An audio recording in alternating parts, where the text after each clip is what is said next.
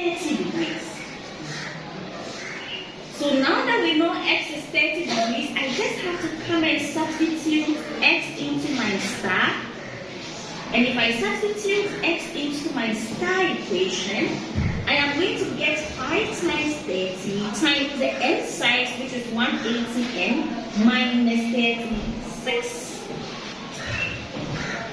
360 degrees.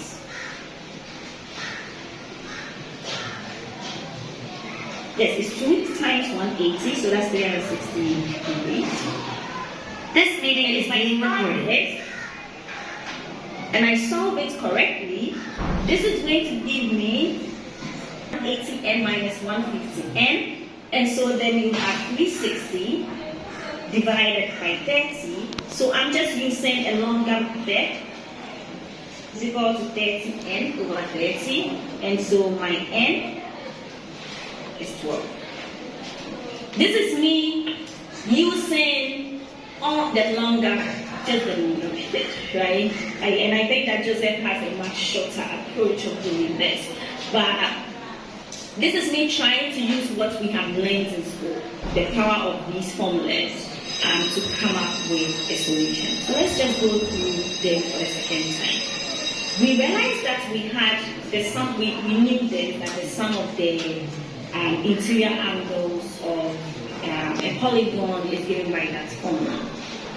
And we said, well, we are going to let x be the measure of one of the exterior angles. But the beauty is that the exterior angle and the interior angles are supplementary angles, and so they add up to 180 degrees, and that is how we got this equation. Okay.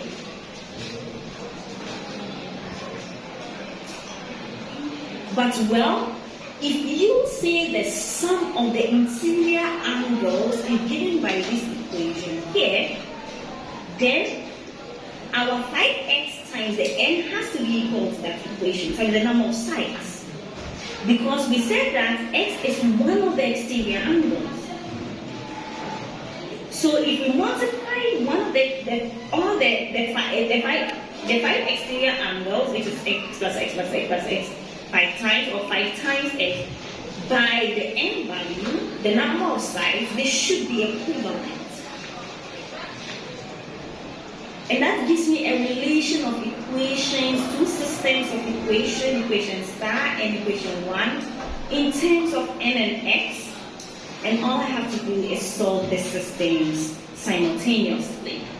The nice thing is that one of them is just in terms of x, and so x gives me 30, and then I work my way by doing that. I am very confident some of you have a much nicer way of solving this than my method of solving it. I always go through the longer process, just so that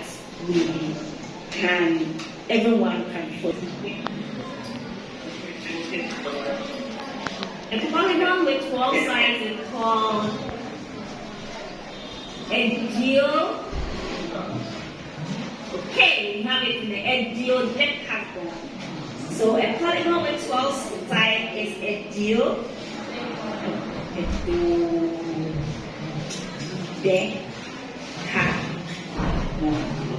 That is the name of the polygon with 12 sides. A duodecagon. And that's 7 minutes. So I think that we should solve another problem, but I will make the problem a little interesting.